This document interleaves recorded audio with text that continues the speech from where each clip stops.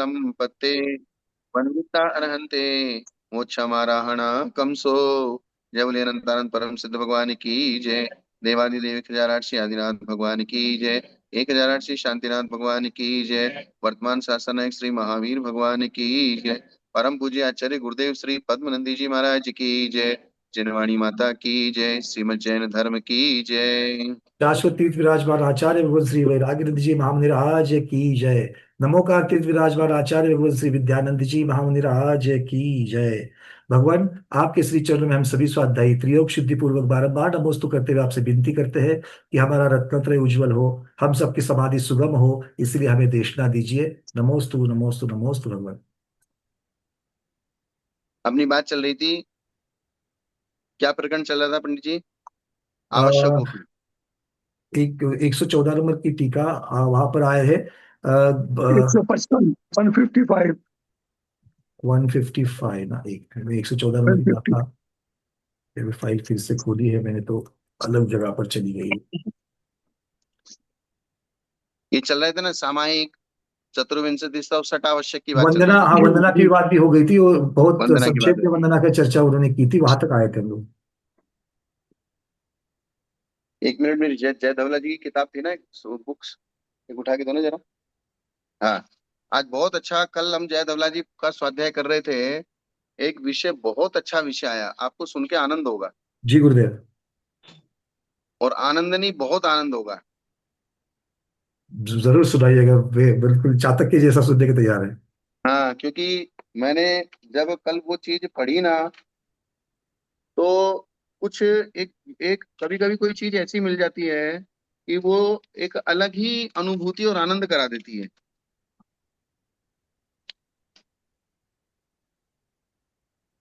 हाँ,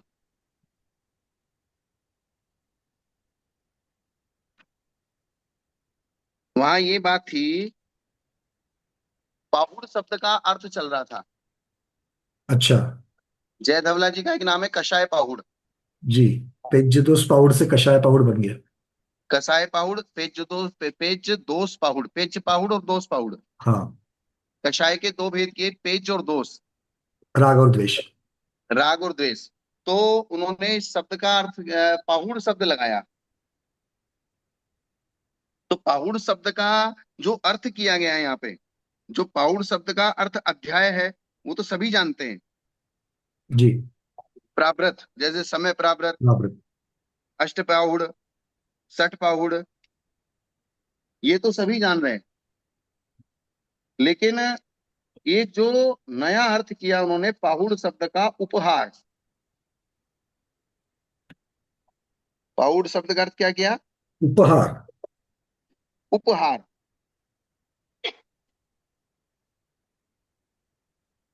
आप समझ रहे हैं ना बात को? जी। उपहार मतलब लाइक कोई बख्शिश गिफ्ट, जैसा होता है, मतलब गिफ्ट। पुरस्कार, पुरस्कार के जैसा। पुरस्कार के जैसा। अब इन्होंने इसमें दो चीज दी, एक परमानंद और एक आनंद। परमानंद और आनंद। आनंद। अब इसमें मेरी लाइन सुनिए, मैं जय धवला जी की लाइन पढ़ रहा हूं। जी। जो परमानंद और आनंद, ये दो भेद किए पाहुड़ के। तो उन्होंने कहा जो उसमें से जो परमानंद है, तो परमानंद क्या है?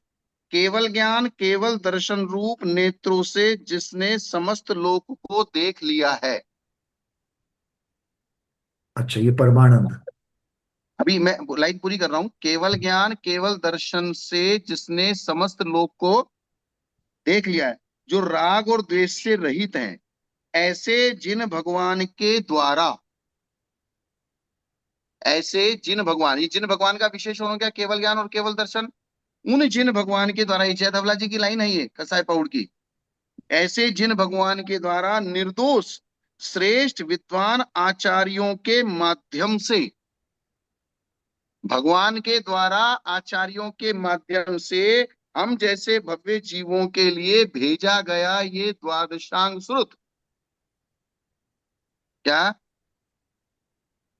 केवली मतलब यहाँ पर वीतराग भी कह दिया, राग द्वेष रहित होकर के सर्वज्ञ भी कह दिया, तीनों लोगों को देख लिया करके वीतराग सर्वज्ञ भगवान के द्वारा आचार्यों के माध्यम से हमारे पास जो श्रुत आया है, जो ये भगवान के द्वारा भेजा गया उपहार है। उपहार है, ये क्या है? भेजा गया उपहार है। भगवान के द्वारा भेजा गया गिफ्ट है ये हमारे लिए। और ऐसा गिफ्ट जो वीतराग सर्वज्ञ भगवान के द्वारा भेजा गया है। अब आप कल्पना करो, ये सोचने की कोशिश करो, जैसे आप ज्ञानमती माता जी को बहुत मानते हैं, जी। तो ज्ञानमती माता जी वहां से कुछ पुरुषार्थ करके आपके लिए कुछ गिफ्ट भेजे, बोले माता जी ने आपके लिए भेजा है। परम आनंद हो जाएगा, बिल्कुल ये परमानंद वाली ही बात हो जाएगी। तो आप समझ रहे हैं ना? जी तो जी जी, इसी बहुत। को इन्होंने परमानंद कहा है। अरे जब हम लोग जिनवानी को ग्रहण करें तो हम लोगों का इस प्रकार से भाव वासना होनी चाहिए कि ये भगवान के द्वारा, केवली भगवान जो वीतराग सर्वज्ञ है, वो भगवान हाँ के द्वारा मेरा उपहार मैं ग्रहण कर रहा हूँ। हाँ, भगवान के द्वारा भेजा गया गिफ्ट है, और इसमें बीच में किसी ने इसको डिस्टर्ब नहीं किया है, जैसे गिफ्ट को अपन पैक करके भेजते हैं। हाँ बिल्कुल, जैसा पैक था वैसे ही पैक पीस आ गया। हाँ, वो मतलब जैसा भगवान ने करके भेजा था वैसा का वैसा हमको मिला है, बड़ा उसमें कुछ सुंदर, फेर बदल होके नहीं मिला है।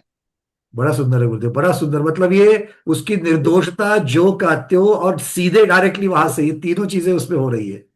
जब भी आप शास्त्र स्वाध्याय करें, मैं तो कल से इस बात पे विचार कर करके एक अलग ही फीलिंग कर रहा हूँ। आप इसको चिंतन बहुत करना। सुंदर, बड़ा इन्होंने सुंदर। क्या कहा, राग दे भव्य जनों के लिए भेजे गए 12 अंगों के वचनों का समुदाय, अथवा उनको एक देश परमानंद कह वो समुदाय परमानंद कहलाता है। और इसके अतिरिक्त जो शेष जिनागम है द्वादशांग को छोड़ के, उसको आनंद कहा। मतलब अंग बाह्य को आनंद कहा और अंग प्रविष्ट को परमानंद कह दिया। हाँ, जो भगवान के द्वारा द्वादशांग भेजा गया है, अर्थात जो गौतम स्वामी आदि ने जिस द्वादशांग को द्वादशांग के रूप में हमारे लिए प्रस्तुत किया है, वो तो हुआ परमानंद। और फिर अन्य आचार्यों ने उसी शास्त्र को अपने मौलिक रूप में अगर गूंथा है। गुरुदेव ये सारी चीजें ना, ये सर्वज्ञ भगवान का ये जो उपहार है, इसीलिए तो ये सब शुद्धि वगैरह जो सारी चीजें बताई गई है, कैसे हाँ, ग्रहण करे, मतलब उसकी पवित्रता जो सबको बता रही है, ये पवित्रता ही अपने आप निर्देशित कर देगी कि हमको किस प्रकार की शुद्धि से इसको लेना चाहिए, द्रव्य शुद्धि अर्थात और भाव आप शुद्धि दोनों से। आप जब भगवान के इस उपहार को ले रहे हैं, अब आपके अंदर भगवान के इस उपहार को लेते हुए आपके अंदर कैसा अहोभाव होना चाहिए। और जब पुद्गल प्रातिहार्य भगवान के सानिध्य में पवित्र हो रहा है, तो भगवान के पुरस्कार से अपना जीव भी, अपने आत्म प्रदेश भी उतने ही पवित्र हो जाएंगे, ये भी भाव वासना कर सकते आप ये सोचिए कि हम कहाँ और तीन लोग के नाथ कहाँ, और उपहार उन्होंने हमारे लिए भेजा है। हैं। जी ये जी, समझ के चलो। ये बिल्कुल। क्या? बहुत इसलिए सुंदर, यहाँ पाहुड़ शब्द का अर्थ उपहार किया है। बहुत सुंदर। और ये बात समझ जयधवला में में, आई क्या सब स्वाध्यायों को? ये जयधवला में आचार्य भगवान ने स्वयं इसको लिखा है, मतलब। हाँ, वीरसेन स्वामी ने टीका में लिखा है ये। जी। मतलब इसको सोच सोच के हम जब भी शास्त्र हाथ में उठाते हैं, ये भगवान ने उपहार भेजा है, इस उपहार को खोल के देखो। बस यही भावनाएं होनी चाहिए, तब जाकर के जिनवाने के प्रति अपना विनय भी अपने आप प्रकट हो जाएगा, जब ये भावना रखेंगे तब।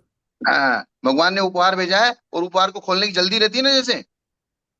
अब सारी चीजें हम उसको बिल्कुल, आपने जो उपहार शब्द जो है ना, ये गिफ्ट, और आपने जो दृष्टांत दिया माता जी का, तो मतलब गुरु के पास आप जिनको सर्वोच्च आप मानते हो, जैसे भगवान हाँ सर्वोच्च है, अगर उनके पास से, या फिर अगर मान लो कोई नई दुल्हन है जो अभी तक विवाह के पश्चात अभी तक मैके नहीं गई है, और अगर उसको मैके से कुछ, अपनी माँ से कुछ प्राप्त हो रहा है, तो वो जिस तरीके से अधीरता से और उन भावनाओं से उसकी तरफ देखेगी, जिस प्रकार से खोलेगी उसको, वही भावना इंतजार, हमेशा, जब जब हम। इंतजार रहता है। हाँ, इंतजार। और कुछ और लोगों को तो गिफ्ट के प्रति बहुत ज्यादा ये रहता है कि गिफ्ट आए मेरे लिए, गिफ्ट आए मेरे लिए, गिफ्ट आए, क्या है क्या है इसमें। बच्चे जैसे बच्चे होते हैं ना, तो बच्चों को गिफ्ट सब लोग उनके जन्मदिन पे भेंट करते हैं, तो बच्चे तो उनको खोलने में ही आनंदित होते हैं। और कौन भेज रहा है, ये भी महत्वपूर्ण है यहाँ पर। हाँ, ये उसका आनंद द्विगुणित कर रहा है। ये चीज, पर गुड्डे, इस ये बात मतलब को ये जो है, मतलब ऐसा कोई इस पे व्युत्पत्ति वगैरह उन्होंने नहीं लगाई है कोई, किन्हीं नहीं शब्दों लगाई ना को उन्होंने, मतलब। उसकी लगाई, वो पूरा प्रकरण पढ़ना पड़ेगा, लेकिन अच्छा। मैंने आपको शॉर्ट रूम में बता दिया हाँ उसको। मतलब वो आप पढ़ करके हमको जरूर बताओ, क्योंकि अब क्या है ना, वो व्युत्पत्ति और रौड़ी के दोनों की तरफ बड़ा अच्छी तरीके से ध्यान जाता है। हम्म।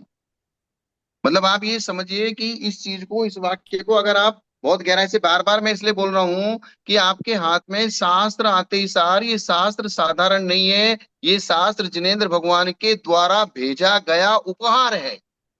बिल्कुल। और ये लाइनें जल्दी जल्दी पकड़ में नहीं आती।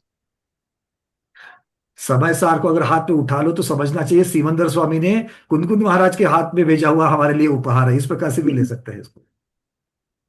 अब यहाँ मूलाचार जी में कहा है, ये पेज नंबर 155,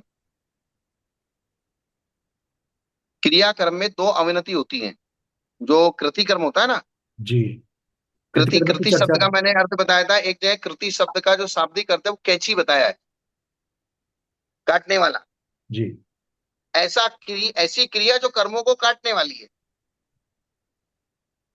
तो क्रियाक्रम में दो अवनति, अवनति का मतलब होता है सिर को झुकाना, हाथ जोड़ के सिर को झुकाना। 12 आवृत और 4 सिरोन्नति, नहीं सिरोन्नति मैंने सिर का झुकाना होता है, और अवनति मैंने, अवनति नम्र नम्र होना। नम्र होना। नमस्कार, हाँ, नमस्कार की अपेक्षा। नमस्कार की अपेक्षा, नमस्कार करना, और सिर, सिर का, सिरोन्नति का सिर को झुकाना। और 3 शुद्धियां, मन शुद्धि, वचन शुद्धि और काय शुद्धि। पंच नमस्कार के आदि में एक नमस्कार, और 24 तीर्थंकरों के स्तवन के आदि में दूसरा नमस्कार। ऐसे 2 नमस्कार होते हैं। कितने नमस्कार होते हैं? दोनों। ये ज्ञानमती माता जी ने इस चीज को बहुत ज्यादा प्रचारित बहुत किया है। बहुत बहुत, और इसलिए हमारी हर रोज की प्रतिष्ठापन और निष्ठापन क्रिया इन्हीं आवर्त शिरोन्नति के साथ ही चलती है। हम्म। उच्चारण करने के प्रारंभ में मन वचन काया के संयमन रूप 3 शुभोपयोग के सूचक 3 आवर्त होते हैं। अर्थात जी। आवर्त क्यों किए जाते हैं? आवर्त करने का रीजन इन्होंने बताया है कि उच्चारण करने के प्रारंभ में, जब हम उच्चारण करना, प्रोनाउंसिएशन करना प्रारंभ करते हैं, तब मन वचन काय का संयमन करना, अर्थात मन वचन काय को एकाग्र करना, और मन वचन काय के अशुभ योगों को दूर करके शुभ योगों में लाना, उसका सूचक, उसका चिन्ह, ये 3 आवर्त हैं। अर्थात जैसे ही आपने एक हाथ और ये एक हाथ, दोनों हाथ को मिलाया, तो मिलाते ही सार एकदम ये किसका सूचक हो गया? नम्रता का सूचक हो गया। विनय का। विनय का सूचक। अर्थात आपने जैसे ही हाथ मिलाया, तो मिला, हाथ मिलाना नमस्कार नहीं है, लेकिन हाथ मिलाना एक, इसके अंदर ये संकेत कर दिया गया कि सामने वाले को आप झुक रहे हो, नमस्कार कर रहे हो। ऐसे ही जैसे आपने 3 आवर्त घुमाए, 3 आवर्त घुमाए का मतलब 3 बार घुमाए, तो अर्थात आप अलर्ट हो जाओ। प्रारंभ में, सबसे प्रारंभ में करना है, तो अलर्ट कहाँ होना है? जब आप प्रतिज्ञा करते, शुरुआती जब प्रतिज्ञा करते, जैसे आज कर लिया, अतः आपराधिक स्वाध्याय प्रतिष्ठापन क्रियायाम शुद्ध भक्ति कायोत्सर्गम करो में, तो ये करके वहां पर 3 आवर्त करके फिर शुरुनति करी। तो मतलब जैसे, शुरुआत में ही हम लोग मन और वचन और काय, इन तीनों को हम लोग बिल्कुल उसके साथ साथ में अशुभ से शुभ में ला करके एकाग्र होकर के हम ये भक्ति करेंगे, इस प्रकार की प्रतिज्ञा हो गई ये। अर्थात आपका, आपका संस्कार ऐसा होना चाहिए कि जैसे ही हाथ आपके घूमे, तो तुरंत आपको ध्यान में आना चाहिए कि मेरा मन वचन का है, भी दूसरी तरफ नहीं लगाना है। बिल्कुल, मतलब ये एक तो वचन से बोल दिया, और तीसरा ये काय से करके हम लोग काय से भी दर्शा रहे हैं कि हम मन वचन काय को एकाग्र करके शुभ भाव ला रहे हैं। हाँ। उच्चारण करने के प्रारंभ में मन वचन काय के संयमन रूप 3 शुभ योगों के सूचक 3 आवर्त होते हैं, और पंच नमस्कार की समाप्ति होने पर भी उसी प्रकार 3 आवर्त होते हैं। अर्थात यहाँ पर हमारा ये अब समाप्त हुआ, शुरुआत में भी और समाप्ति में भी। इस प्रकार 24 तीर्थंकरों के स्तवन के आदि और अंत में 3-3 आवर्त होते हैं। इस प्रकार 12 आवर्त होते हैं। अथवा एक बार प्रदक्षिणा करने पर चारों दिशाओं में 4 प्रणाम होते हैं। प्रदक्षिणा करने पर चारों दिशाओं में क्या होते हैं? प्रणाम, हाँ। प्राग दिग् मित्र केवल जिन सत्य साधु गण हाँ। देवा है, वो जो बोलते हैं तो। इस प्रकार 3 प्रदक्षिणाओं में 12 प्रणाम होते हैं।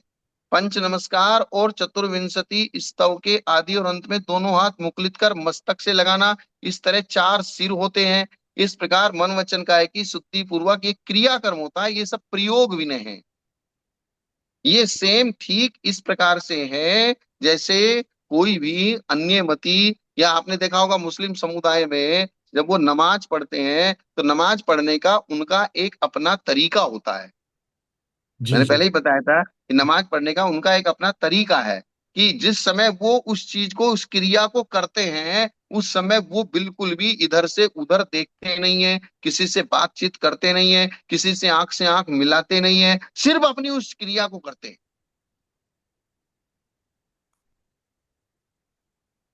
तो यही चीज जिस समय इसका प्रयोग किया जा रहा है, उस समय आपके मन वचन काया की एकाग्रता होनी चाहिए, अशुभ से शुभ में होना चाहिए। आप इस समय किसी भी दूसरे प्रकार से दूसरी जगह उपयोग नहीं ले जाएंगे। अगर ले जाएंगे तो आप जो कर रहे हैं उस चीज का अनादर कर रहे हैं, असाधना कर रहे हैं। सब स्वाध्याय सुन रहे हैं ना कि क्या कह रहे हैं आचार्य भगवान? भगवती आराधना में भी क्या कह रहे हैं और साक्षात यहाँ पर आचार्य भगवान क्या कह रहे हैं? अच्छी तरीके से सुनना, और फिर आपको याद आएगा कि हर रोज टोक टोक करके बीच में रुक करके क्यों फिर से हम लोग इसकी चर्चा करते हैं, क्योंकि ये बहुत महत्वपूर्ण चीज है। क्योंकि अगर आप मतलब अगर ठीक से नहीं करो तो वो अनादर होता है, मतलब कमाने के लिए कुछ नहीं आया किंतु गवा करके गए, ऐसा नहीं होना चाहिए। तो इसलिए ये महत्वपूर्ण है। और जो लोग 5 मिनट 10 मिनट के बाद जब जुड़ते हो, उनको भी समझना है कि हर रोज जो क्रिया करनी चाहिए आवश्यक है, वो आप मिस कर रहे हो। जब अगर 2:05 पर जुड़ सकते तो फिर 2 बजे क्यों नहीं जुड़ सकते हैं? ये भी महत्वपूर्ण है।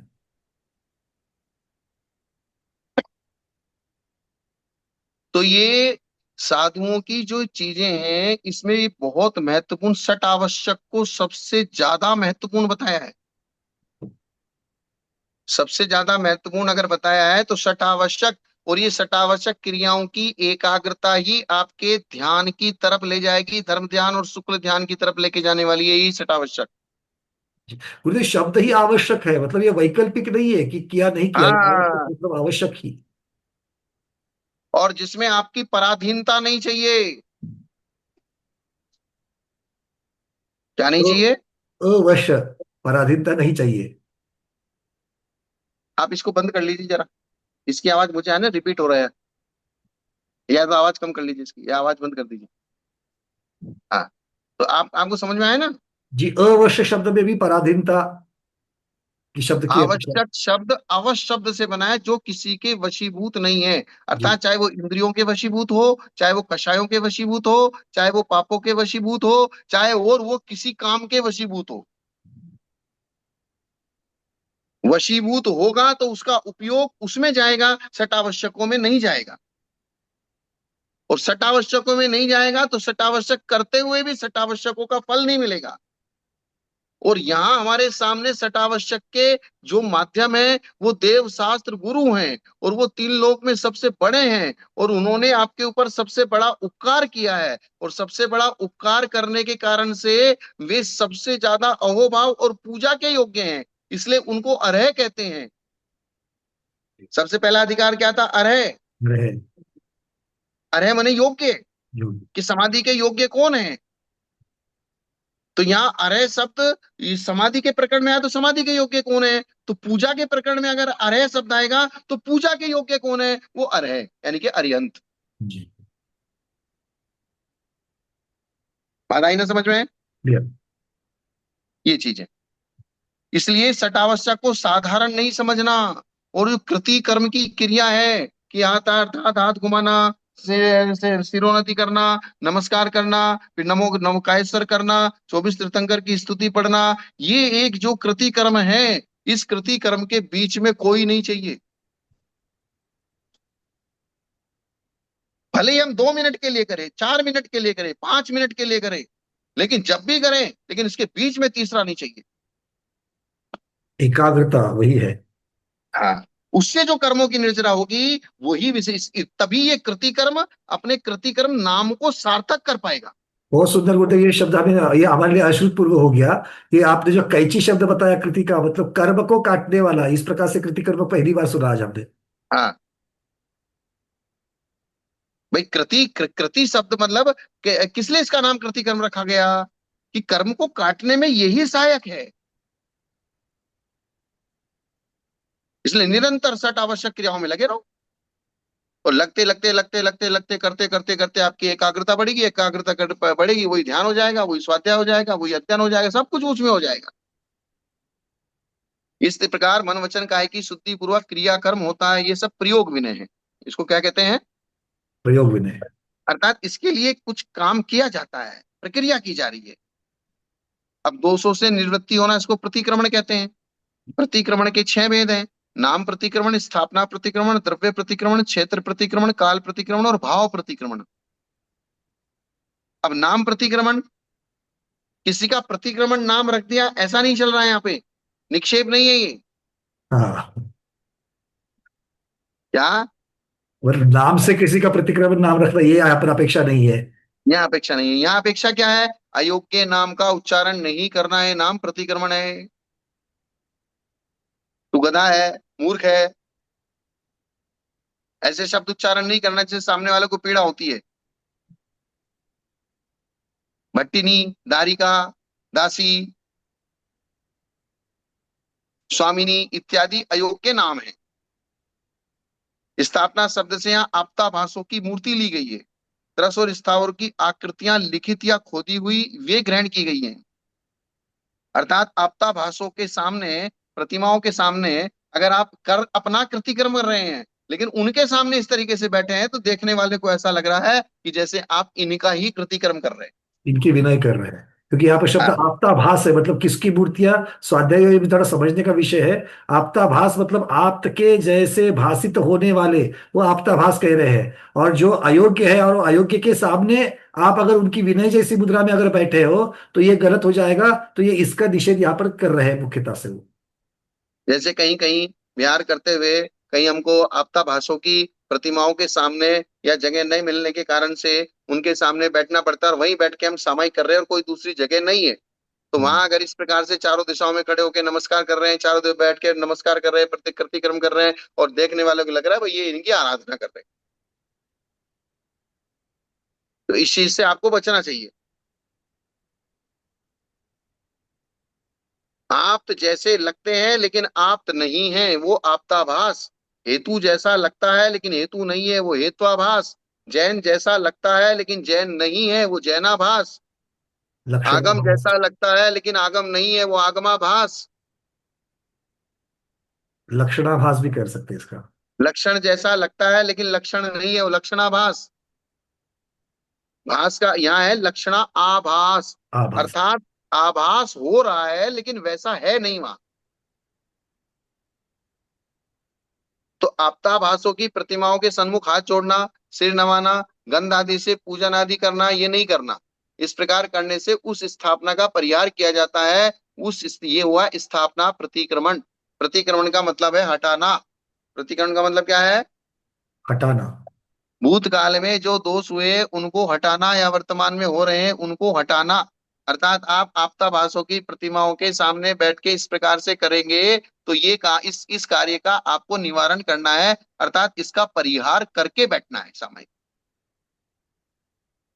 ऐसी परिस्थिति को हटा के फिर सामयिक आदि सटावश्यक क्रिया करनी है, तो इसको कहेंगे स्थापना प्रतिक्रमण। और प्रतिक्रमण में मुख्यतः से निषेध किया जा रहा है प्रतिक्रमण हाँ, से। हटाना। भाई प्रतिक्रमण में दोष हो चुकने के बाद जब उस दोषों का निराकरण किया जाता है, जी। भाई नहीं इस प्रकार का नहीं करना।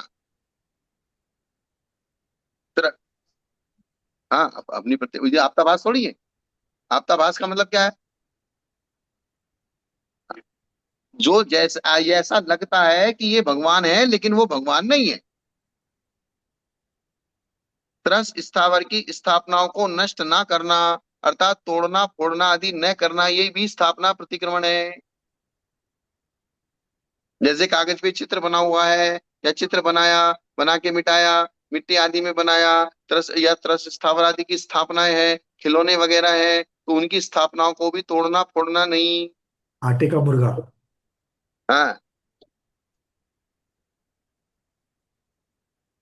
मकान, खेत आदि 10 प्रकार के परिग्रहों का उद्गम, उत्पादन, ऐष्णा दोषों से दूषित वसतिकाओं का, उपकरणों का और भिक्षाओं का, अयोग्य आहार आदि का, और जो तृष्णा और मद के तथा संक्लेश के कारण है, उन सब द्रव्यों का त्याग करना, ये द्रव्य प्रतिक्रमण है। अर्थात साधु के लिए अयोग्य द्रव्य क्या है? 10 प्रकार का परिग्रह, और उद्गम, उत्पादन, ऐष्णा 46 दोष से दूषित मकान, 46 दोष से दूषित उपकरण, 40 दोष से दूषित भिक्षा यानी कि आहार, और ऐसा अयोग्य आहार जो तृष्णा बढ़ाता है, या मद का कारण है, या काम की वृद्धि करता है, या संक्लेश का कारण है, या पेट में जाके आपकी बीमारी को वृद्धि करने वाला है, तो उन द्रव्यों का त्याग करना एक द्रव्य प्रतिक्रमण है। अर्थात साधु के लिए ऐसा कोई भी द्रव्य जो उसके अयोग्य है उस सबको छोड़ना, अथवा जल कीचड़ और त्रस स्थावर जीवों से भरे हुए क्षेत्र में आने जाने को छोड़ देना, ये क्षेत्र प्रतिक्रमण है। जिस क्षेत्र में आपके संयम की हानि होती हो, जिस क्षेत्र में आपको संक्लेश होता हो, जिस क्षेत्र में आपकी व्यवस्था बिगड़ रही हो, आपको शरीर से सहन नहीं होता हो, या आपकी शरीर की सामर्थ्य ऐसे नहीं है कि आप बहुत भरे गर्मी के प्रदेशों में रह सकते हैं, या बहुत भारी सर्दी में रह सकते हैं। किसी को गर्मी सहन नहीं होती, किसी को सर्दी सहन नहीं होती, किसी को जो है जहाँ जीव जंतु बहुत ज्यादा है, तरस स्थावर आदि जी, वो सारी अपेक्षाएं ले लेने का। अथवा जिस क्षेत्र में रहने से रत्नत्रय की हानि होती हो। अब से आपका आपकी बॉडी सिस्टम ऐसे ऐसे कितने कर्नाटक के साधुओं को, कर्नाटक महाराष्ट्र के साधुओं को जब शांति सागर महाराज के समय में पाए सागर महाराज उत्तर भारत की तरफ आए थे, तो उत्तर भारत की गर्मी को वो सहन नहीं कर पाए और उनको वापस कर्नाटक जाना पड़ा। क्या पंडित जी? जी। और आज भी हमने देखा है जो कर्नाटक महाराष्ट्र से आते हैं वहां, क्योंकि सब मौसम है, न हाँ, तेज गर्मी है न तेज सर्दी है, एक सम मौसम रहता है। तो यहाँ उत्तर भारत में, राजस्थान में तेज गर्मी भी तेज पड़ती है और सर्दी भी तेज पड़ती है, तो उस चीज को सहन करना उनके लिए मुश्किल होता है। जी। तो फिर उनकी रत्नत्रय की हानि हो जाती है। तो जिस क्षेत्र में रहने से रत्नत्रय की हानि हो उस क्षेत्र को त्याग कर देना, ये क्षेत्र प्रतिक्रमण। ऐसे क्षेत्रों में ज्ञान और तप से वृद्ध मुनिगण नहीं रहते हैं। ऐसे क्षेत्रों में ज्ञान और तप से वृद्ध अर्थात जिनका ज्ञान बढ़ा हुआ है, जिनकी तपस्या बढ़ी हुई है, तो वे अगर ऐसे क्षेत्रों में रहेंगे तो संकलेश के कारण ज्ञान भी घट जाएगा और तपस्या भी घट जाएगी।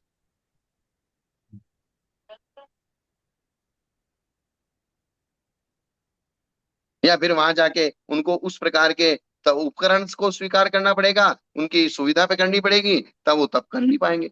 इसलिए उनमें रहना वर्जित है। रात, तीनों संध्या, स्वाध्याय और सटावश्यकों के काल में गमन आगमन आदि व्यापार न करना, ये काल प्रतिक्रमण है। ये बहुत गंभीर बात, गंभीर तो सारी है। क्षेत्र की अपेक्षा, काल अब की किस बात अपेक्षा, को, द्रव्य की अपेक्षा, सबकी हाँ, अपेक्षा लिया गया। अर्थात यहाँ पर क्या कहा कि जो गमनागमन का काल नहीं है, कौन सा काल गमनागमन का नहीं है? सामायिक रात्रि का। का काल गमनागमन का नहीं है। जी। तीनों सामायिक का काल गमनागमन का नहीं है। अर्थात तीनों संध्या में सामायिक करना है तो सामायिक ही करना है, दूसरा कार्य नहीं करना है। बहुत महत्वपूर्ण। स्वाध्याय का काल, स्वाध्याय का काल है तो उसमें भी गमनागमन नहीं करना है। यह सटावश्यकों का काल, तो सटावश्यकों के काल में इन सब में गमन आगमन आदि व्यापार, आदि का मतलब क्या लेना है यहाँ पे? गमन आगमन आदि, आदि का मतलब आहार भी आ जाएगा इसमें। कुछ भी ले लो, सब चीज। आहारचर्या, स्वाध्याय। अर्थात गमन आगमन आदि और भी दूसरी दूसरी क्रियाएं कुछ भी करना हो तो, लेकिन इस काल में अगर आपका सट आवश्यक का काल है तो सट आवश्यक कीजिए, स्वाध्याय का काल है तो स्वाध्याय कीजिए, सामायिक का काल है तो सामायिक कीजिए। तो जो जिसका काल है उस काल में उस क्रिया को छोड़ के अन्य चीज करना, अर्थात अन्य चीज नहीं करना, ये काल प्रतिक्रमण है। जी। काल का त्याग तो अशक्य जैसा है कि काल का त्याग तो नहीं हो सकता, इसलिए आप अयोग्य काल का त्याग कीजिए, उस काल में अयोग्य क्रियाओं का त्याग कीजिए। अतः काल में होने वाले कार्य विशेषों को काल के संबंध से काल शब्द से ग्रहण किया है। मिथ्यात, असंयम, कषाय, राग, द्वेष, आराधि संज्ञा, निदान, आर्तरोद्र इत्यादि अशुभ परिणाम और पुण्याश्रव भूत शुभ परिणाम यहाँ भाव शब्द से लिए गए हैं। द्रव्य बता दिया, क्षेत्र बता दिया, काल बता दिया, द्रव्य, क्षेत्र, काल भाव। और भाव, ये चार प्रतिक्रमण बताए। तो भाव प्रतिक्रमण क्या है? भावों में से मिथ्यात्व को अलग करना, असंयम को अलग करना, कषाय को अलग करना, राग देश को अलग करना, आहार भय मैथुन परिग्रह संज्ञा को अलग करना, निदान को अलग करना, आर्त रोध इत्यादि जितने भी अशुभ परिणाम है, इतने सारे तो उन्होंने बता दिए, और इसके अलावा जो भी अशुभ परिणाम है और पुण्याश्रव के कारणभूत जितने शुभ परिणाम है,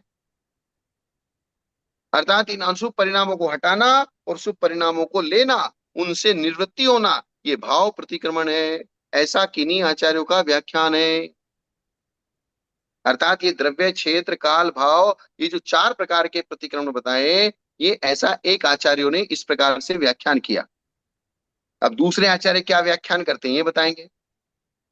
अन्य आचार्य प्रतिक्रमण के चार भेद करते हैं, दूसरे आचार्य ने प्रतिक्रमण की चार विवक्षाएं अलग की है। आ रहा है ना सब लोगों को समझ में? ये पहले 6 बता दिए, नाम स्थापना को हाँ जोड़ छह। के। हाँ, नाम स्थापना को जोड़ के 6 बताए। ठीक ठीक। नाम स्थापना, द्रव्य, क्षेत्र, काल, भाव। हाँ, नाम स्थापना, द्रव्य, क्षेत्र, काल और भाव, ये 6 बताए। अब 6 के बाद अब अन्य आचार्यों की क्या व्याख्या है, विवक्षा है, वो 4 बता रहे। और प्रतिक्रमण शब्द का मतलब होता है हटाना, त्याग करना। मेरे ख्याल से सब स्वाध्यायों को समझ में आ रहा होगा। आ रहा है ना सबको? हाँ, हाँ कह रहे सब। सब हाँ कह रहे? जितने वीडियो खुले वो सब तो हाँ कह रहे। हाँ, नहीं सही है, सही है, सही है। चलो अच्छा है, कम से कम और हमने हमारा देखो, बोलना। हमने एक काम कर दिया है कि एक या दो को हम लोग मॉनिटर बना लेते हैं, मतलब वो बाकियों को रिप्रेजेंट करते हैं, तो वो लोग कभी सही है, आते हैं। सही है। जैसे मैंने आपको मॉनिटर बना रखा है, मैं आपके साथ चर्चा करता हूँ। हाँ, बस तो हमने हाँ बोल दिया तो आ गए सब ऐसा। भाई हाँ बोलो ना सब लोग, तो ऐसा हो जाएगा कि मैं पकड़ा जाऊंगा नहीं तो। चलिए। मेरी आदत क्या है, मैं किसी एक को मॉनिटर बना लेता हूँ और उसी को देख के मैं चर्चा करता रहता हूँ, और उसको चर्चा को फिर सब सुनते हैं, तो सब लोगों को उनके हिसाब से चर्चाएं मिल जाती है। गुरुदेव, ये आपकी आदत मेरे लिए अनन्य उपकार बन गई है, मैं आपको सीधे बता दूं इस चीज। 1 मिनट के लिए भी उपयोग इधर उधर नहीं कर सकता, तब तक आपका क्या करके शब्द आ जाता है सामने से, तो उत्तर कहाँ से दूंगा अगर उपयोग हट आप जाएगा तो। मुझे अगर 30 सेकंड भी आपकी आवाज नहीं आती तो मैं चुप हो जाता हूँ, मैं कहाँ गए। नहीं नहीं, ऐसा हो ही नहीं, होता ही नहीं है, आप होने नहीं देते, वे ये क्यों होगा? होता नहीं है कहने से आप होने नहीं देते, ये सही है। तो ये बिल्कुल, मतलब आपकी ये पढ़ाने की आदत है ना, हम सीख रहे हैं इसको, ऐसे करना चाहिए, तब जाकर के सामने वाला बिल्कुल ऐसे कीलित हो जाता है वो सामने। हाँ। अब अन्य आचार्य प्रतिक्रमण के 4 भेद कहते हैं। निमित्त की अपेक्षा न करके किसी का प्रतिक्रमण नाम रखना है, नाम प्रतिक्रमण है। अब यहाँ ये विवक्षा ली, जैसे किसी श्रावक का नाम रख दिया, प्रतिक्रमण। अशुभ परिणाम वाले जीवों के शरीर का जैसा आकार होता है, उस आकार के सादृश्य की अपेक्षा से चित्र में अशुभ परिणामों की स्थापना, स्थापना प्रतिक्रमण है। अशुभ की स्थापना तो स्थापना प्रतिक्रमण। प्रमाण ने निक्षेप आदि के द्वारा प्रतिक्रमण नामक आवश्यक के स्वरूप का जो ज्ञाता उसमें उपयुक्त नहीं है, वह प्रतिक्रमण विषयक ज्ञान का कारण होने से आगम द्रव्य प्रतिक्रमण शब्द से कहा जाता है। तो आगम द्रव्य मतलब ज्ञाता है, लेकिन उसका उस समय उपयोग नहीं है। नहीं है। अब नो आगम द्रव्य, नो आगम के 3 भेद, ज्ञायक, भावी और तद्व्यतिरिक्त। जी। जैसे प्रतिक्रमण पर्याय का कारण आत्मा है, प्रतिक्रमण पर्याय का कारण कौन है? वैसे हाँ, उसका त्रिकालवर्ती शरीर भी कारण है। ये सहयोगी कारण, इसलिए नो नो शब्द लग गया उसके साथ। इसीलिए साधु के अंतिम शरीर को आत्मा निकलने के बाद भी मंगल माना गया है, उसको मुर्दा नहीं माना गया है, उसको शव नहीं माना गया है।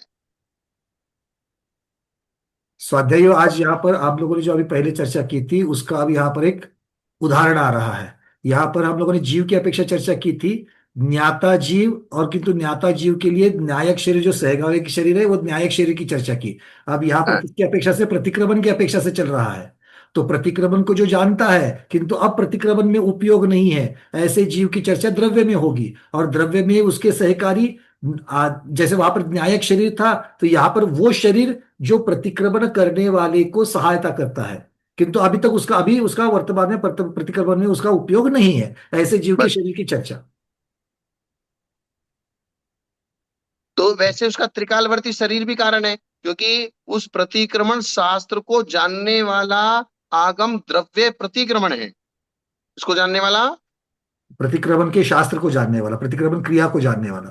प्रतिक्रमण क्रिया को जानने वाला, प्रतिक्रमण आगम को जानता है, लेकिन अभी उसमें उपयोग नहीं लगाया है उसने।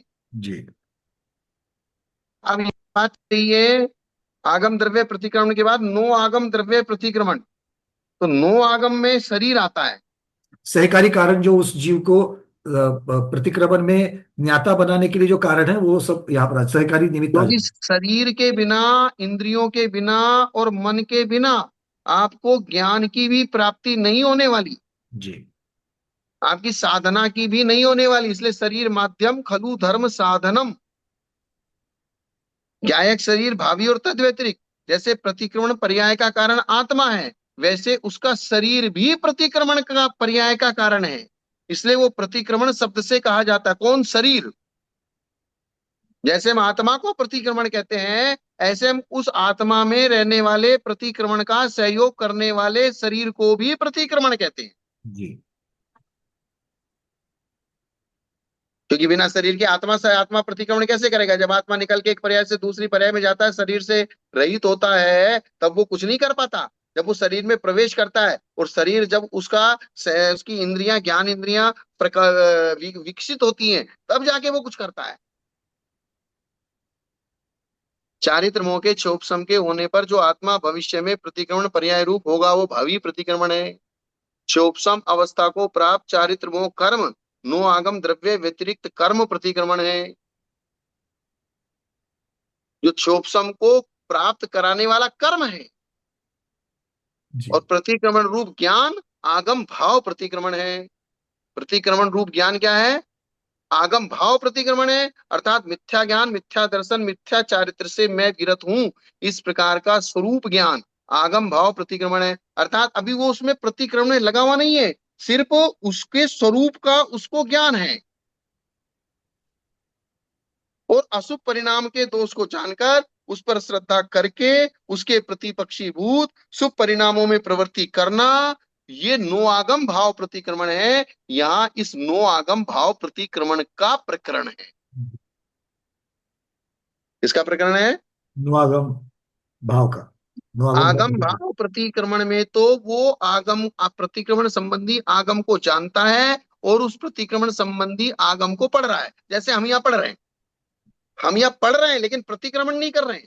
जी समझ में आई ना? जी ज्ञान मतलब उस ज्ञान को ग्रहण कर रहे हैं और ज्ञान में उपयोग लगा रहे हैं। अब जब हमारा ये स्वाध्याय पूरी हो जाएगी, सब साधु बैठेंगे, फिर हम प्रतिक्रमण करेंगे। हम्म, वो नो आगम भाव प्रतिक्रमण है। और अभी जो स्वाध्याय कर रहे हैं प्रतिक्रमण संबंधी, ये आगम भाव प्रतिक्रमण है। जी जी जी। और और हम लोग जो है वो नो आग हम जो है स्वाध्याय के बाद में हम लोग प्रतिक्रमण नहीं करने वाले हैं। अपने हर रोजमर्रा की चर्या में कोई चौगार की तरफ चलेगा, कोई कुछ की चलेगा, तब हम लोग सिर्फ ज्ञाता रह जाएंगे, तो द्रव्य की अपेक्षा से वर्णन हमारा हो जाएगा। वो तब अब हम, आगम द्रव्य प्रतिक्रमण हो जाओगे। हाँ, और हमारा शरीर नो आगम द्रव्य प्रतिक्रमण कहलाएगा। बस, आगम द्रव्य प्रतिक्रमण, नो आगम द्रव्य प्रतिक्रमण। लेकिन आगम भाव अभी आप और मैं आगम भाव प्रतिक्रमण है। जी और मैं जब प्रतिक्रमण प्रैक्टिकली करूंगा, इंद्रिया इंद्रिया तेन्द्रिया चौरिंद्रिया तस्मिच्छामि दुक्कडम, हम्म तो वो जो ये प्रतिक्रमण करने रूप जो शुभ परिणाम है, अशुभ परिणामों को रोकना, शुभ परिणामों पे प्रवृत्ति करना और किए हुए दोषों के अपराध की क्षमा मांगना, ये जो प्रतिक्रमण रूप प्रैक्टिकल क्रिया है। साक्षात में उपयोग करके लग रहा है। हाँ, तो ये नो आगम भाव प्रतिक्रमण है। और इसी का प्रकरण चलता है सब जगह, नो आगम भाव का। इसका मतलब ये आवश्यक जब कहेंगे तो वहां पर प्रतिक्रमण में नो आगम भाव प्रतिक्रमण की चर्चा उसकी अपेक्षा है। मतलब यहाँ जो प्रकरण चल रहा है, जो क्योंकि कर्मों का नाश करने वाला मेन कौन है? नो आगम भाव प्रतिक्रमण। जी जी हालांकि आगम भाव प्रतिक्रमण स्वाध्याय रूप है। आगम भाव प्रतिक्रमण क्या है? हाँ, स्वाध्याय रूप है वो। हाँ, आगम भाव प्रतिक्रमण स्वाध्याय रूप है, अर्थात उसकी विधि को जानना है। अर्थात ये ऐसा हो गया जैसे डॉक्टर के पास गए और पर्ची लिखवा के आए, ये करना है, और जब घर आए तब वो किया। गोली जब लेते हैं तब जाकर के नो आगम भाव बन जाएगा। हाँ, शंका। सामायिक और प्रतिक्रमण में क्या भेद है? अब ये कह रहे हैं कि प्रतिक्रमण में भी दोषों को हटाना है और सामायिक में भी मेरे सब दोषों का त्याग है। तो सावध योग से निवृत्ति तो सामायिक है। सामायिक क्या है? सावध्य योग से निवृत्ति हो, आरंभ क्रिया आदि सावध, से। सावध का मतलब आरंभ क्रिया आदि, जो पाप क्रिया है। पाप योग, पाप पाप क्रिया। योग। हाँ, पाप क्रिया। अवध माने पाप होता है, और अवध से जो सहित होता है वो सावध होता है। और सावध, और जिसका योग सावध्य से सहित है वो सावध योग है। उससे जिसकी निवृत्ति हो चुकी है, निर्वृत्ति नहीं निवृत्ति। ऊपर अगर रेफ लगा देते तो वो निर्वृत्ति हो जाता। हम्म। तो सावध योग से जो बना हुआ है वो सामायिक है, ऐसा नहीं। सावध योग से जो हटा हुआ है वो हटा हुआ, सामायिक है। उससे निवृत्त और होना। हाँ, और अशुभ मन वचन काय से निवृत्ति होना ये प्रतिक्रमण है। डिफरेंस समझ में आया ना? उन्होंने पूछा सावध, सामायिक और प्रतिक्रमण में क्या डिफरेंस है? कि पाप योगों से हटना ये सामायिक है, और अशुभ मन वचन काय से हटना ये प्रतिक्रमण है। तब छह आवश्यक की व्यवस्था कैसे बनेगी, ये शंका है यहाँ।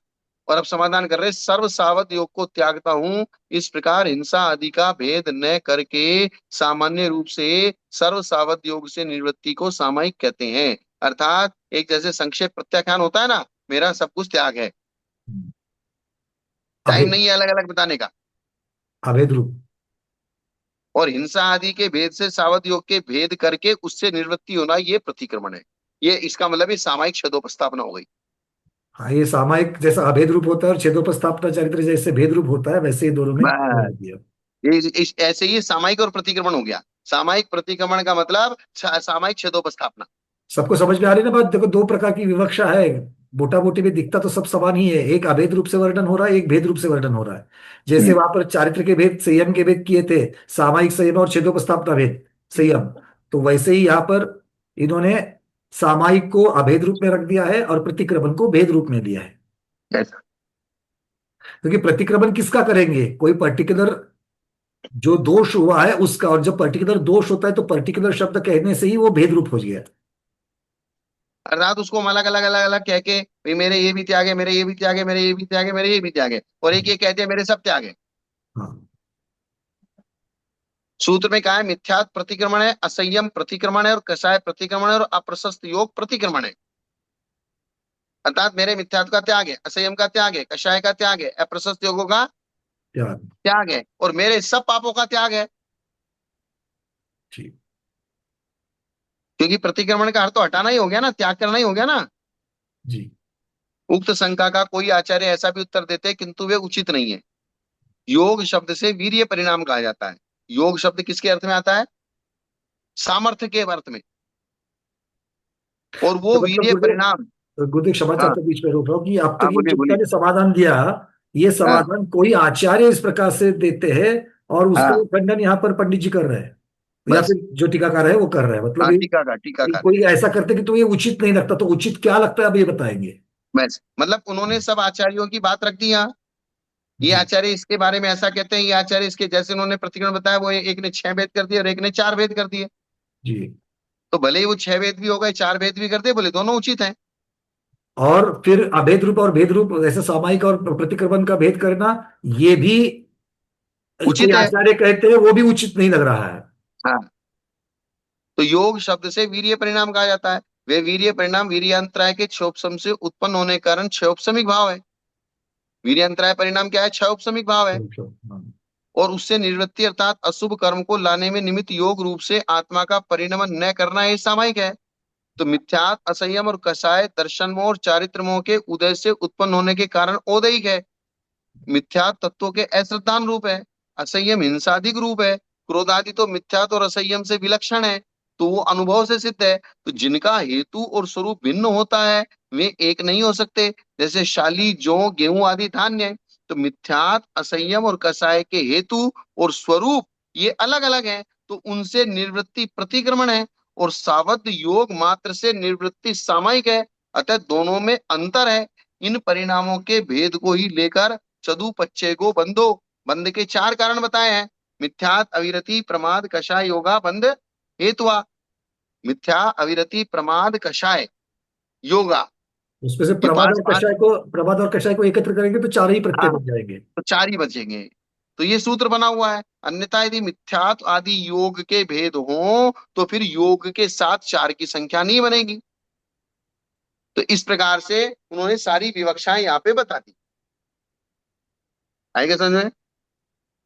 मतलब ये थोड़ा सा और एक बार करना पड़ेगा, क्योंकि पहले वाली चीज जो रखी थी उन्होंने बोल दिया कि पहले वाली जो चीज है वो आचार्य बताते हैं, किंतु वो उचित नहीं लगती है, मतलब ज्यादा उचित जो लगता है उसका परिणाम यहाँ पर कर दे। वियोग से उन्होंने वीर्य परिणाम कह दिया, क्षयोपशम से इसको उत्पन्न होने के इसको कारण मैं क्या होगा। अभी आज तो टाइम हो गया, इसको कल दोबारा फिर पढ़ूंगा। हाँ गुरुदेव, ये वाला चैप्टर, क्योंकि क्या है कि वो जिस चीज हाँ का खंडन कर रहे हैं तो खंडन करने का जो अगर कारण समझ में आ जाएगा तो अच्छी बड़ी हाँ, बात पे बैठ जाएगा, क्योंकि फाइनली हमको इसी को ग्रहण करना है। वही वही, अब तक तो बहुत सारे आचार्यों के मत सुने, अब जो फाइनल लेना है उसकी चर्चा इसमें है। बस वही वही वही। जी तो गुरुदेव, दो तीन हाथ ऊपर आ गए हैं। हाँ हाँ, तो करिए करिए करिए। इसलिए प्रमोद मैंने जी सोचा बोलिए। कि प्रमोद जी काफी देर से कर रहे हैं, प्रमोद जी बोलिए, उसके बाद सविता दीदी, फिर राजता दीदी। अच्छा जी, नमस्ते आचार्य जी। मतलब पहले तो ये था कि प्रत्याख्यान और प्रतिक्रमण दोनों में त्याग है, तो दोनों में फर्क क्या है? ठीक है। और दूसरा ये था, अब वो तो आपने बता ही दिया कि पढ़ा हुआ है अभी, इसको मैं चाह रहा दोबारा, मतलब समझा, समझ में नहीं आ रहा था, वो तो आपने हाँ बस कह वही दिया। वही यही वही। यही बात है, मैं क्योंकि क्या कि उसको मतलब ग्रहण क्या करना है वही, क्योंकि वो समय जी, सीमा है, इसलिए इसलिए गुरुदेव जी, करे कि कल इससे। वो तो कल कहेंगे, ठीक है। मैं बाकी मैं प्रत्याख्यान और मैं समझ प्रतिक्रमण समझा देता, लेकिन अभी क्या है, 4:30 बज गए और फिर अभी नहीं इसको नहीं कोई, समझाऊंगा तो और 15 मिनट लग जाएंगे। हाँ नहीं नहीं नहीं गुरुदेव, नहीं, वो ठीक ठीक है महाराज जी, कल आराम से समझेंगे। अभी तो हाँ, ये बता दिए प्रतिक्रमण और प्रत्याख्यान में क्या फर्क है, मतलब बेसिकली दोनों में पहले तो त्याग अभी है। आप ये समझ लीजिए, प्रतिक्रमण और प्रत्याख्यान दो अलग अलग आचार्यों ने क्या क्या कहा है। अच्छा अच्छा, जी जी, ठीक है ठीक। है। मतलब यहाँ पर एक जगह सामायिक उन्होंने और प्रतिक्रमण की चर्चा चल रही है, सामायिक और सामायिक और प्रतिक्रमण। सामायिक और प्रतिक्रमण, तो एक सामायिक और प्रतिक्रमण में एक विवक्षा तो होगी, सामायिक को सामायिक संयम और प्रतिक्रमण को छेदोपस्थापना। ठीक जी बिल्कुल। जी, अच्छा, ठीक है ठीक है ठीक। और एक, क्योंकि सामायिक में संपूर्ण पापों का त्याग, मेरे सब त्याग, कोई विशेषता से रहित, मेरे सब का त्याग है। ठीक ठीक। और दूसरे प्रतिक्रमण में मेरे इसका त्याग, मेरे इसका त्याग, मेरे इसका त्याग, मेरे इसका त्याग, मेरे इसका त्याग, ये प्रतिक्रमण, अर्थात तो ये ये छेदोपस्थापना हो गया। दोनों दोनों चारित्र हो गए आचार्य श्री, मतलब एक सामयिक हाँ, चारित्र हो गए दोनों एक अरे छेदोपस्थापना हो गई। जी जी जी जी। ये है ही है ना? चारित्र की चर्चा, क्योंकि आवश्यक है, और आवश्यक मुनि हाँ, महाराज छठे सत्वें गुण स्थानवर्ती ये कर रहे हैं, और ये जी, व्यवहार क्रिया है। तो बिल्कुल ये मतलब व्यवहार चारित्र की ही चर्चा चल रही है। चारित्र की ऐसा। चर्चा, ठीक। जी, नमस्ते महाराज, नमो आचार्य। हाँ सविता बोलिए, जी, और कौन बोल रहा है? सविता दीदी। नमस्ते आचार्य श्री, वंदना भैया। आचार्य श्री, मेरा तो यह है कि छठ आवश्यक के समय में जैसे डेली हमको पूजा करनी है और सुबह जाते हैं, लेकिन कभी कभी आवश्यक कोई और कार्य बीच में जैसे नहीं जा पाते टाइम पर और बाद में खाली दर्शन करके आते हैं, तो वो भी क्या दोष में आएगा फिर? अब देखो, ग्रस्तों के लिए जैसी उसको करना तो पूरा चाहिए, लेकिन उसकी बहुत सारी स्थिति परिस्थितियां ऐसी होती हैं, वो कभी ऐसे, जो ग्रस्त की एक सुबह की पूजा होती है, वो पूजा भी सटावश्यक रूप ही होती है। हाँ अर्थात श्रावक की जो सुबह की पूजा है उसमें सारे आवश्यक सिद्ध हो जाते हैं। हाँ, पर महाराज श्री वो कई बार बच्चे आ गए, कुछ हो गया कारण नहीं कर पाते, तो पाप लगेगा क्या? नहीं बच्चे, अब एक मिनट, आपने सबसे बड़ी चीज क्या हो रही है, हमने उस चीज को महत्व नहीं दिया है, हाँ बच्चों को महत्व दिया है। अगर हम थोड़ी देर बच्चों से बाद में बात कर लेंगे, क्या फर्क पड़ रहा है? कहाँ जा रहे हैं बच्चे? बच्चे आपके ही हैं, हम नहीं ले जाएंगे। बस वो दिमाग को एक डायरेक्शन देना है कि मेरे लिए महत्वपूर्ण क्या है।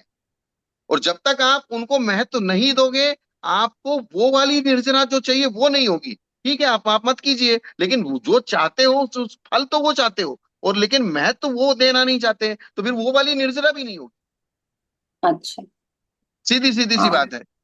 जितना इन्वेस्ट करोगे उतना मिलेगा। हाँ, ये चूक हो जाती है आचार्य श्री कई बार। हाँ, तो उस चूक को चूक मानते रहो और उसको सुधारने की कोशिश करो। ठीक है। देखो, गुरु को देखोगे ना तो ऐसे प्रश्नों के उत्तर मिल जाते हैं। हम जब मिलने के लिए जाते हैं, गुरु का दर्शन करने के लिए जाते हैं, तो गुरु स्वाध्याय कर रहे हैं मान लो, तो एक कटाक्ष हमारी तरफ जाते डालते हैं, उतना एक कम्युनिकेट करते कि भैया उनको हमारी उपस्थिति समझ गई, आशीर्वाद मिल गया, दूसरे मिनट से वो अपने स्वाध्याय में मिल जाते हैं, क्या आपसे गप्पे हाँ, मारने बैठेंगे। तो गुरु जब अपने आवश्यक को पूर्ण करते हैं, कम्युनिकेट करके उन्होंने छोड़ दिया, तो क्या हम भी अपने स्वाध्याय जो आवश्यक, हमारे 6 आवश्यक कर्मों में बता दिया है, उसको करते हो? तो अगर मान लो आपके बच्चे आ जाए तो हाँ बेटा आ गए, बैठो, हम अपना स्वाध्याय पूर्ण करेंगे, आपसे 2 मिनट में बात करते हैं, ऐसा करके अपना हाँ, स्वाध्याय पूर्ण करो, ये गुरुदेव को यहाँ पर कहना है। तो तो मेरे लिए गुरु भी अपने स्वाध्याय में, जैसे जैसे मैं आपके साथ स्वाध्याय में बैठता हूँ, बीच बीच में बहुत सारी चीजें आती हैं, लेकिन उसको बिल्कुल, एक क्षण के लिए, एक क्षण में उसको सॉल्व करके, हाँ भाई ठीक है, 10 मिनट बात करते हैं। ये मतलब ये वचनों से कह रहे हो, अपने चर्या से भी दिखाते हैं हमें गुरुदेव, इसलिए दोनों चीजें इसमें से हमें देखनी चाहिए। और आप एक चीज हमेशा ध्यान रखिए, आप जिस चीज को महत्व देंगे, आपका महत्व बढ़ेगा। बच्चे कहीं जाने वाले नहीं है, आपका पुण्य रहेगा, बच्चे कहीं नहीं जाएंगे। हमारे दिमाग में रहता है या सामने वाले को क्या लगेगा, उसको कुछ नहीं लगेगा। हाँ, ये राग है हमारा उनके प्रति। आचार्य श्री, एक और बात जैसे कभी पूछनी कभी थी। क्या होता है पंडित जी, हम लोग सामायिक में बैठे हैं या प्रतिक्रमण स्वाध्याय में कर रहे हैं, और सामने वाला आ गया, वो पता नहीं क्या सोचेगा, अरे महाराज ने हमको आशीर्वाद में दिया, अरे कोई बात नहीं, हम 3 लोग के नाथ के साथ बैठे हैं, अभी भगवान का उपहार खोल रहे हैं हम। हाँ, ये तो बहुत बड़ी आचार्य बात आचार्य श्री, एक और पूछना था, जब पूजा में आता है ओम रीम श्री, तो ओम रीम सही होता है या ओम हीरीम सही होता है? यही अभी ये तो कंफ्यूज अभी है। अभी अभी कुसुम जी छाबड़ा यहाँ आई थी कलकत्ता से। है। अच्छा, कुसुम दीदी वहां पर थे? हाँ, कुसुम जी छाबड़ा अभी मेरे से मिल दर्शन करके गई है। बोले बहुत कलकत्ता से आई, बोले उन्होंने भी यही पूछा था। देखो उनको मैंने अच्छे से समझा दिया, उनको वो भी यही कंफ्यूजन में थे, हरीम बोलूं हिरीम बोलूं, हरीम बोलूं। तो उसमें मैंने समझा है और रे दोनों आधे हैं। तो हीरीम बोलोगे तो है के ऊपर ई की मात्रा भी नहीं लगाई, हरीम बोलोगे तो है को पूरा करके रीम भी नहीं बोलना, हरीम भी नहीं बोलना, हीरीम भी नहीं बोलना, उसका बीच का बोलना है। वो कैसे होगा? क्या उच्चारण, बोलते अब हैं? उच्चारण के लिए एक दिन रख देंगे, गुरुदेव को पूछ लेंगे। ठीक है, अभी तो अभी अभी जो विषय चल रहा है ना, उसके ऊपर ज्यादा होगा तो अच्छा होगा दीदी। ठीक है, चलिए अनिता दीदी जल्दी से पूछिए, क्योंकि अभी जो धारा बह रही है ना, उस धारा में गुरुदेव के भी मस्तिष्क में जो उपयोग लगा हुआ है ना, उस धारा का उपयोग कर लो। अभी आप पूछो। हाँ मेरा वंदन नमोस्तु गुरुदेव।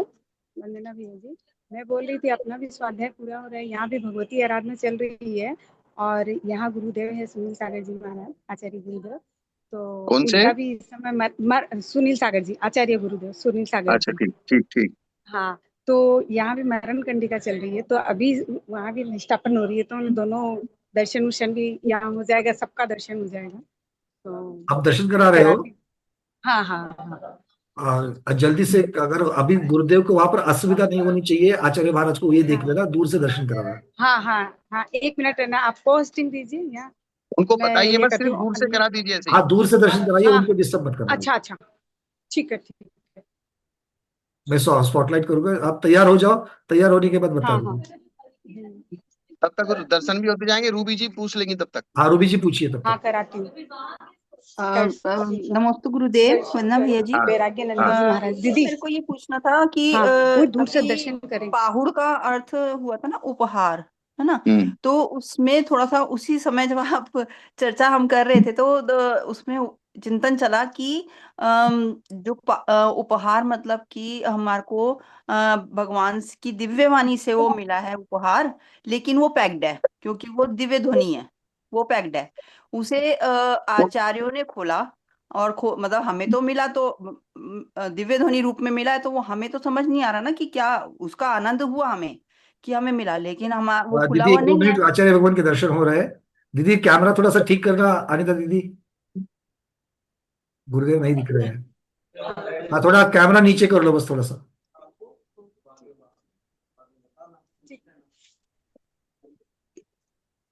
ठीक है, चलो ठीक है, रूबी ठीक है, दीदी अभी पूछो। निष्ठापन नहीं हुआ, ठीक ठीक ठीक ठीक ठीक। हाँ रूबी जी आप दर्शन हो पूछिए। गया तो। हाँ, कोई बात हाँ हो गया। नहीं, अ, दर्शन फिर भी हो गए जी दीदी, कोई बात नहीं, चलिए। जी, हाँ वो रूबी दीदी पूछो। हमने अभी जब चर्चा चल रही थी, तो उसमें पाहुड़ का अर्थ आया था कि उपहार।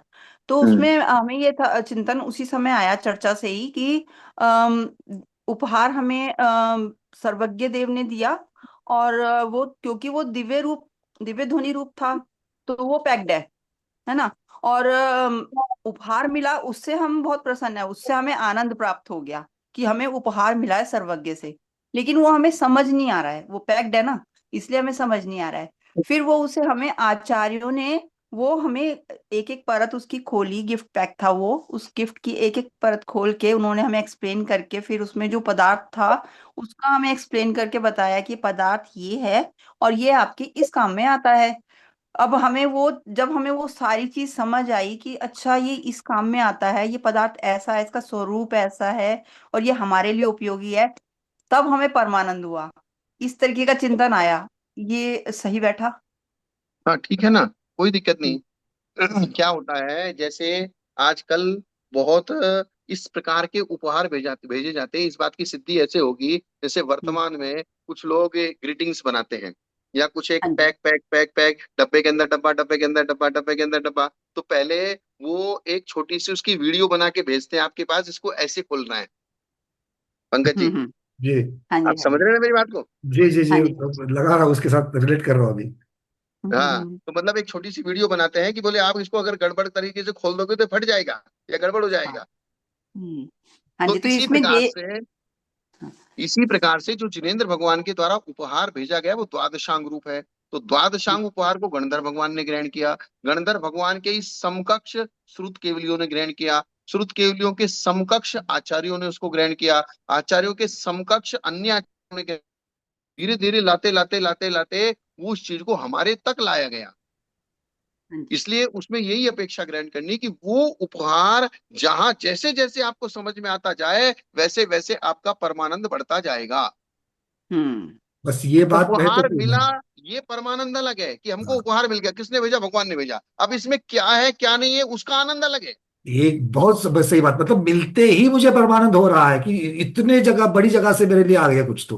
हाँ, जैसे मुझे मेरे गुरुजी ने, पद्मनंदी जी महाराज ने डब्बा पैक करके मेरे लिए भेजा, तो पहला परमानंद तो ये है कि मुझे मेरे गुरुजी ने मेरा ध्यान रखा। हम्म। दूसरा परमानंद ये है जब मैं उसको खोलूंगा और खोलने के बाद जब वो मेरे योग्य, गुरुजी ने इतना ध्यान रखा कि मेरे योग्य ये चीज भेजी है, तो वो परमानंद उससे और डबल होगा। हम्म। तो पहला परमानंद कि वो शास्त्र में मिला। दूसरा परमानंद वो शास्त्र जब हम खोलेंगे, ये त्रिलोक सार है, हमने सुना था त्रिलोक सार, त्रिलोक सार, त्रिलोक सार। जैसे मैंने आपको जय धवला जी की एक लाइन निकाल के बताई, आपको एक लाइन सुन के ऐसा लगा यार इसमें तो बहुत सारा विषय मैटर है। जब ये जय धवला जी आप पूरा पढ़ेंगे तब। हाँ, हाँ जी। एक अनंत है, दूसरा अनंत अनंत है, इस प्रकार से है ये। तो पहला ऐसा परमानंद है।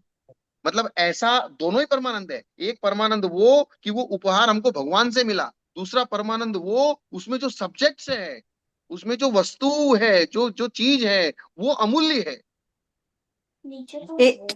एक और पूछना था प्रश्न जल्दी गुरुदेव। जल्दी, क्योंकि अ, और एक स्वाध्याय है, जल्दी से पूछ रहा हूँ कि बहुत हाँ, बस पौने जल्दी 5 से बज रहे भैया हैं। जी।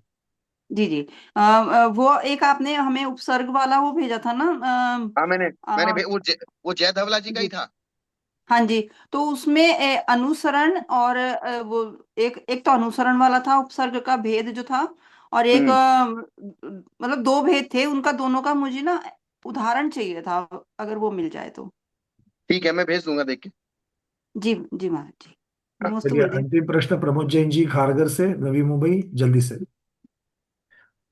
और नमस्ते प्रश्न जनरली अपने विषय से रखे तो सबको लाभ हो जाएगा उसका। बोलिए। नमस्ते आचार्य श्री, वंदना भैया जी। आचार्य श्री, हमें प्रतिदिन में पहले प्रतिक्रमण करना, बाद में सामायिक करना, कैसे करना है, कृपया मार्गदर्शन करें। मैं पहले आजकल प्रतिक्रमण करता हूँ, बाद में सामायिक करता हूँ। बिल्कुल ऐसा मैंने ठीक। कहीं पहले, पढ़ा था। हाँ, पहले प्रतिक्रमण करना चाहिए, बाद में सामायिक करना चाहिए। जैसे शाम को हम पहले प्रतिक्रमण करते हैं, बाद में सामायिक होती है। इसी प्रकार सुबह भी पहले प्रतिक्रमण होता है, बाद में सामायिक होती है। अर्थात हम पहले दोषों की, अपराधों की आदि आलोचना आदि करके फिर सामायिक में बैठेंगे तो निर्विकल्पता ज्यादा आएगी, और दोषों को लेके बैठेंगे तो निर्विकल्पता नहीं आएगी। बहुत बढ़िया, बिल्कुल सर, ठीक है। हाँ कारण सहित बता दिया उन्होंने कि हाँ, कैसे क्यों होना है। बिल्कुल। हाँ, बहुत बढ़िया। नमस्ते महाराज। चलिए, आज के स्वाध्याय को गुरुओं के श्री चरण में बारंबार नमोस्त वंदना इच्छा करते हुए यही पर समापन करते हैं। जय नम जय तु और ये शासन। पंडित जी, पंडित हाँ जी, बोले। वो जो किन्हीं को जैसे प्रश्न, रूबी जी को किसी को मेरे पास प्रश्न भेजने रहते हैं ना, तो आप मेरे 1991 92 और मैं ट्रिपल जो, सेवन एट इस नंबर पे भिजवा दीजिए। जी रूबी जी जी हो, ठीक, कोई भी हो। ठीक ठीक ठीक, ठीक है। 1991 92 777 8। हाँ, यही नंबर आपका रखा है, और दूसरा नंबर हमने संगस्त नाम से रखा है। हाँ, तो इस नंबर पे आप जो भी शंका समाधान हो वो मेरे पर भिजवा दीजिए, मैं उसको देख लूंगा, और मैं मेरे हिसाब से होगा तो मैं व्हाट्सएप पे ही वहीं भिजवा दूंगा, और नहीं तो स्वाध्याय में चर्चा कर लूंगा उस चीज की। जी गुरुदेव, नो प्रॉब्लम। हाँ, वो 90 91 92 77 78 ये नंबर है। हाँ, 90 91 92 77 78। जी जी, ये आपके नाम पर हमने रखा है, दूसरा जो है संगस्त रखा हुआ है। हाँ हाँ, ठीक। ठीक है गुरु। ठीक है। जी गुरु।